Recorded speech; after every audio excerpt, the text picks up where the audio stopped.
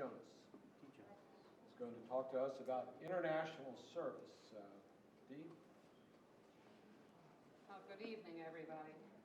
When I came to Rotary first, we had the wonderful example of what had been done with polio before I ever arrived here. And then during the first year I was here, and even before that, I had the benefit of meeting Rich Casuccio, who Michelle is going to marry here very soon, who was doing a mission to Peru on an annual basis with Interplast, which is one of the plastic surgery organizations that fixes kids' smiles, like Smile Train and so on. And shortly after that, that mission was expanded to include general surgery and I was lucky enough to go on a couple of missions down there, and it was such a rewarding experience. We fixed hernias, we did this, we did that, we did the other. And Rotary was part of that all the time. They paid every year, even before we had an official foundation type grant situation or anything like that. They paid for nurses. This club paid for nurses to go down with that trip basically annually. In 2001, Interplast decided that they wanted to withdraw from the general surgery business and become just a plastic surgery outfit again.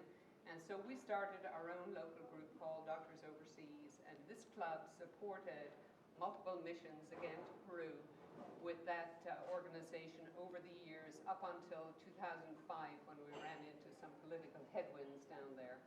However, we're still working on it and hoping that a trip is going to go actually this time to Cusco in next May. So this trip was, this club was instrumental in the success of those trips, and Michelle could tell you a lot more about it probably than I can by now. Rich was so heavily involved in all of those. This got us on the way. Somebody somewhere in, I think it was 2007, suggested that we apply for a grant for something at the district simplified grants. And we had never done that before. I had just got back from Cambodia and had witnessed the horrible conditions there and suggested we do a water grant. So we did one with the district. They gave us $1,500 and we built one of these roof rainwater collection systems for a school in Cambodia, because in many areas of Cambodia and other places in the world there's so much arsenic naturally occurring in the soil that it leads to a tremendous amount of illness, cancer, etc. So this provides a method of collecting uncontaminated water, which is then, we use ceramic filters to filter before it's actually drinking. It provides water for the school, of course, but also for the surrounding population. So these are low cost, low tech, tremendously effective ways to go. So we did that, and we were on our way, and we've done so many grants since then. We've done multiple grants in Nepal. We've equipped a library in Colombia, and we've done other projects, one of which is another water project which will be going forward. We're now involved in the Future Visions with Rotary and the Foundation. They want us to do multi-club projects, multi-year projects that are very well researched, well funded, and are followed up indefinitely. We're involved with, we're now 8 clubs in the area, and we're building wells and latrines in Zambia, in the Copper Belt. And we have 14 of them have already gone in. We were involved in the ones that were put in last year. We're applying for more grants for this year, and we're well on our way to having, I think we've had some approvals, but still ongoing. And we're lucky in that between the Tyson's Club and people in this area, we have Engineers Without Borders involved, and we have a water quality specialist who's in the Dulles Club, and there's a trip going over there next May. So anybody who's interested in going and doing due diligence in Zambia to see what we've done over there, let us know. They're looking for volunteers. So we can be really proud of what we've done, not just with the water projects, but also with health and education Rotary going forward, so I think we've done a real good job. So I can't account for the photograph of Jim the snake charmer, but he's not here to explain it himself.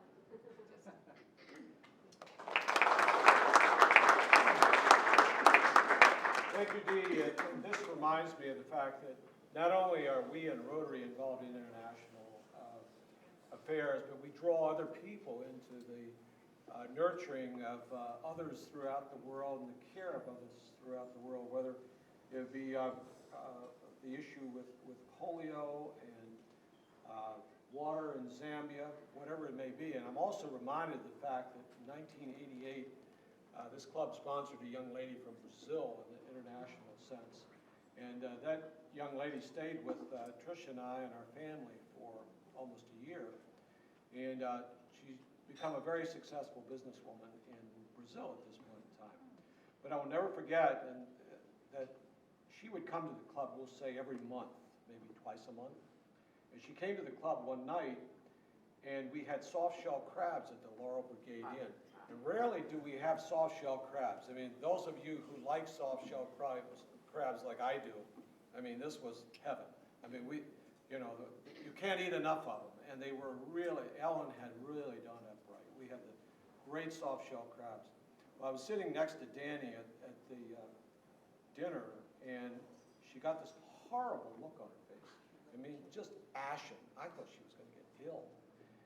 And she said, "Do you eat those things?" I said, "Yes, they're soft-shell crabs." She thought they were spiders. Amazon, because apparently that's as big as spiders get in the Amazon. And we in Rotary actually ate spiders. But I told her they weren't spiders. Let's see. Mike, you're going to talk about upcoming efforts and service for the club.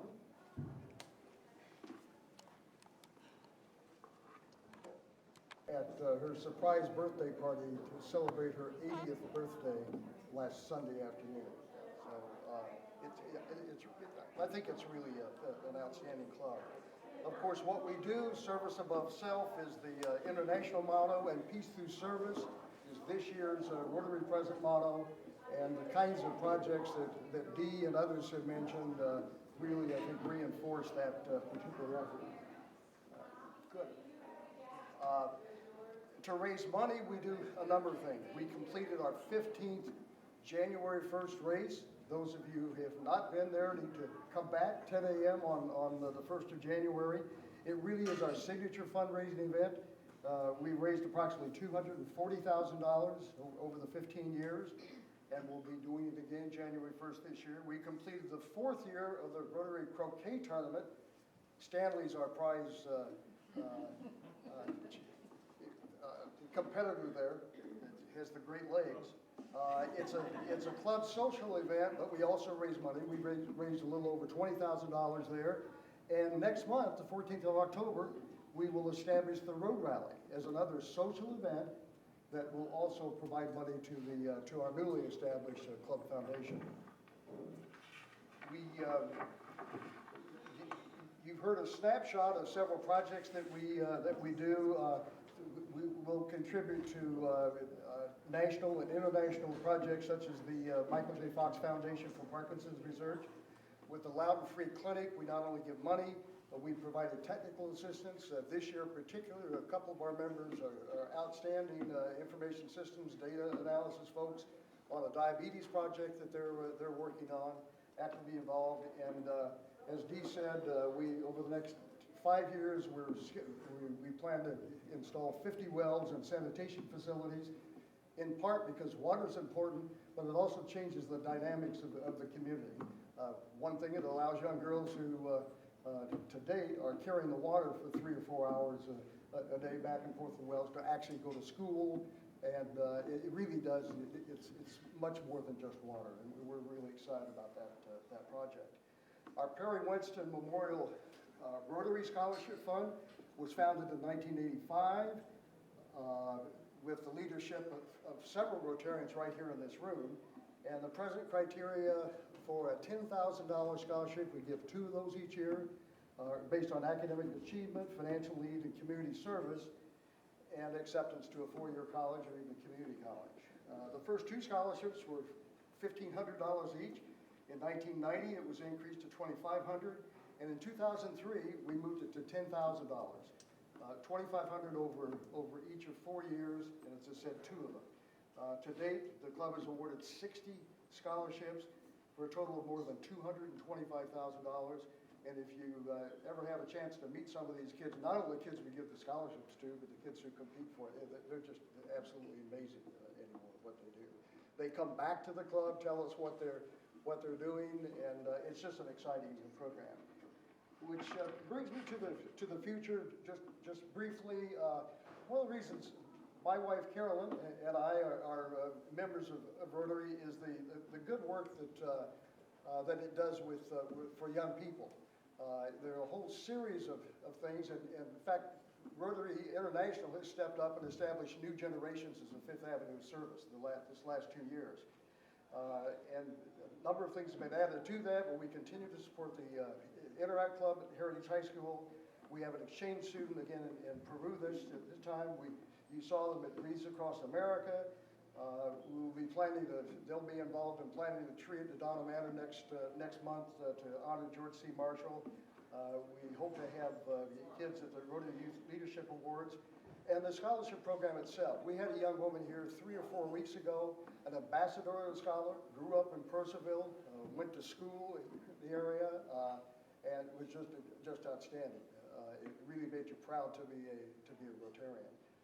We expect to continue to do good works, to invite additional members to the club, and I think it's going to be exciting next 85 years. Thank you.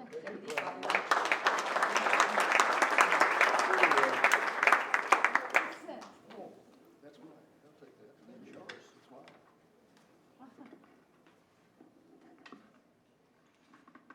Let's see. I did want to mention a couple of things that I thought were important in researching this meeting. As you know, we do the four-way test. It was created in 1932 by Herbert Taylor. Before there was a four-way test, there was a code of ethics for Rotary. And there are 11 separate articles of Rotary.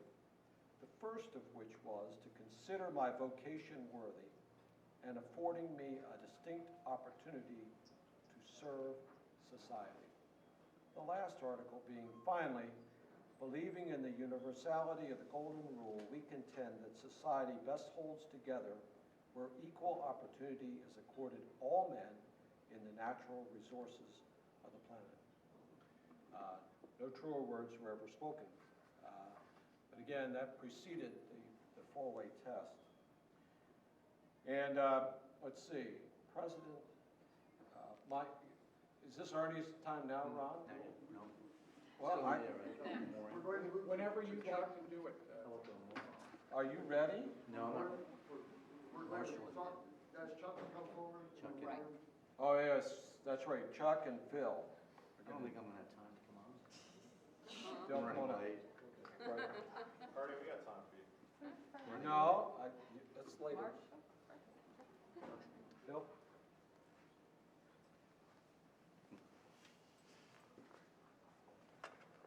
It's an honor for me to stand up here and talk about one of our former members who, in the recent past, just about a year ago, left us. And if I was to describe a Rotarian, I could think of several ways to do that. But I think that in a description of great people, the fewer words said, the better. A war hero.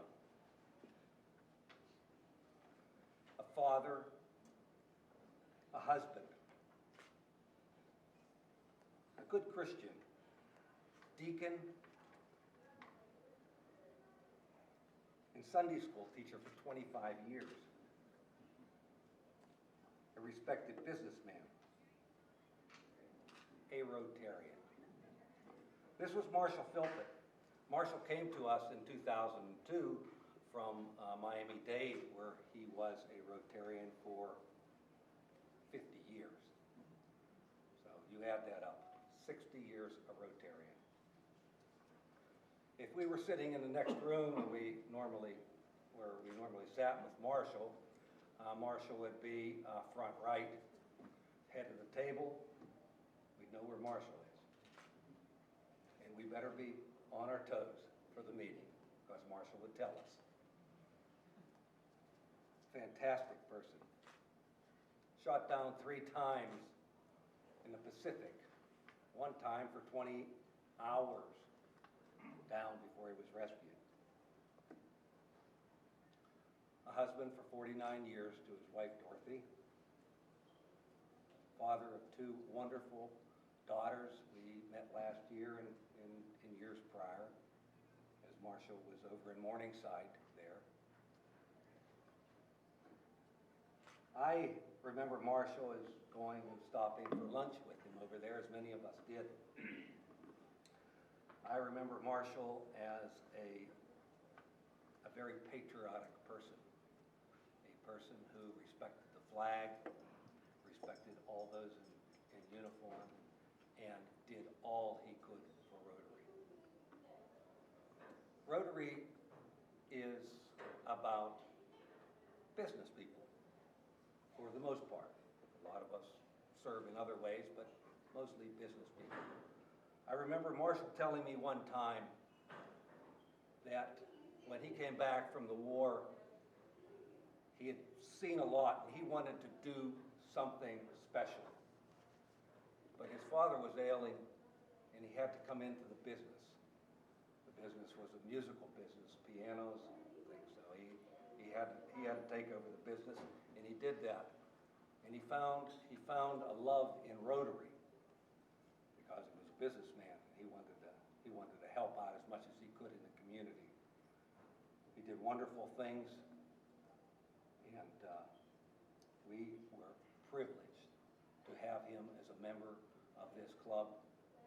I want to just say that we have a great many wonderful Rotarians in this club. I think several of them have been described this evening.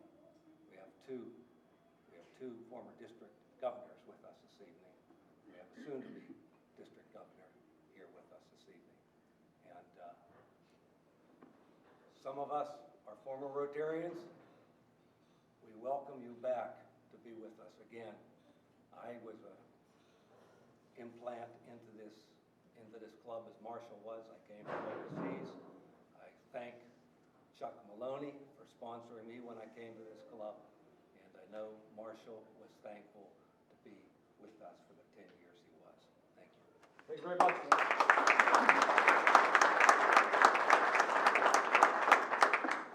Chuck?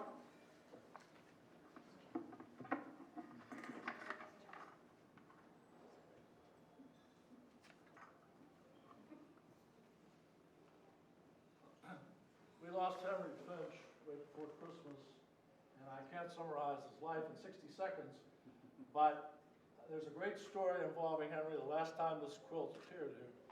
Henry was a big supporter of the race. Speaking of records that won't be broken, he brought in personally $70,000 to $80,000 in sponsorship money for the first 14 races. But when I most appreciated his love of the race is when this quilt appeared. As Carol and I learned about races 16 years ago, we talked to race directors who said they regretted not saving early shirts because runners like to make quilts and they hadn't saved shirts. So each year we saved 40 shirts. And Carol said, nobody's going to want any of those, it's a stupid idea. And they were all under our dining room table. Yeah. So as soon as we had 9, we made a quilt. And the vision was I was going to bring in here 20 or 30 people who would desperately bid on it. Somebody would pay an outrageous amount, and then those 20 in tears because they didn't get it, we would tell them we were going to supply quilts for about $200. So we'd have a happy ending. So the longest 60 seconds of my life, when I held it up, I said, now what am I bid? And nobody said anything. Thus proving Carol correct. God bless him, Henry Finch raised his hand and said, I bid $200. So we quickly closed the auction. I said to Henry afterwards, I said, Henry, did you really want this quilt? And he said no. And I thought everybody would want one for their rec room or whatever. But anyway, so I gave the $200 and took the quilt back because he didn't really want it. But that was the kind of guy Henry Finch was. He was a great man, a great husband, father, grandfather, great banker, and a wonderful Rotarian, and we miss him.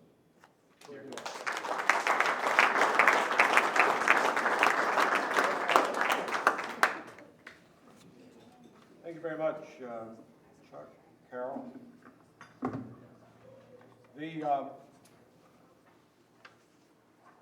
One other thing that I found that was kind of interesting in my research was a poem in 1927 called The Grouch. And when I looked at it, I said, well, you know, is that about somebody who's just old and cantankerous? Or is it about something deeper? It's kind of interesting what this poem was about.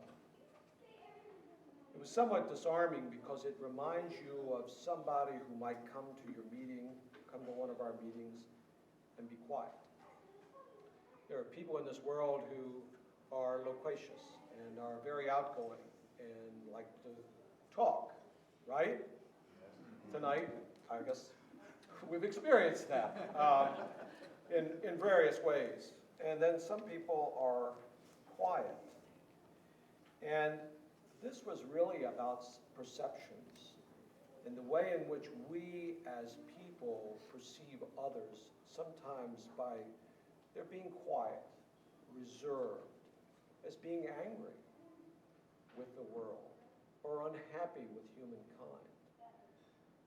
And yet when the grouch, or the perceived grouch, encounters lesser animals, like a dog, like this grouch, the dog recognized the kindness of the person who was so quiet. And so the lesson of that story, in my mind, in a Rotarian magazine is that just because somebody's quiet, because they're reserved at a meeting, doesn't mean they're angry or they're upset or they're unhappy with you. That there is a time for us to reach out, to touch other people, to become part of their lives. And they really aren't grouches as we perceive them to be. They're part of humankind, and they have very special qualities. So, that being said, now have we gotten to the song part?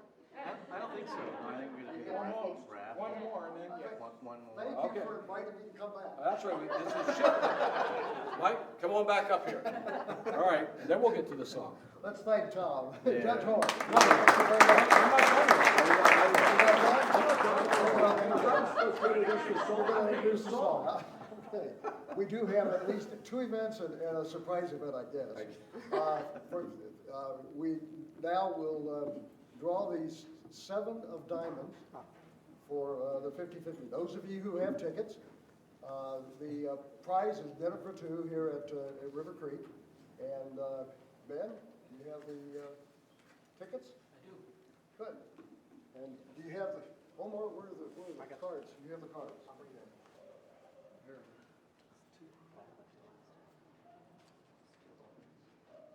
And we'll ask Beck to draw the cards for us, even though you may have bought 100 tickets. I don't know.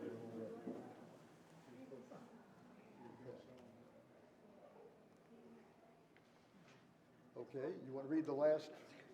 No. The last 2 numbers? What? Do last 4. Last 4. Last 4. 6, 0, 9, 8. 6, 0, 9, 8.